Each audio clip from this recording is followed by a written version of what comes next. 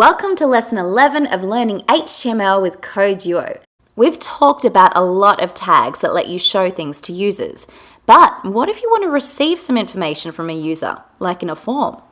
This is where the input tag comes in handy. The input tag is similar to the image tag in that it's self-closing. This means it doesn't need a separate closing tag, but can be closed on its own. Also, like the image tag, the input tag has attributes you can use. For example, this input tag has two attributes: the type and the name.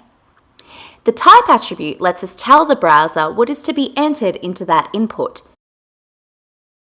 If you set the type attribute to number instead of text, it would only allow digits and no alphabetical characters.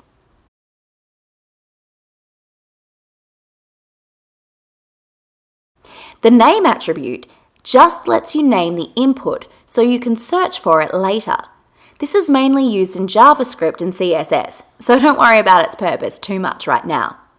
There are many different types you can enter for the type attribute, but you can research that later. We'll focus on the three most common: text, number, and password, which hides the inputted value.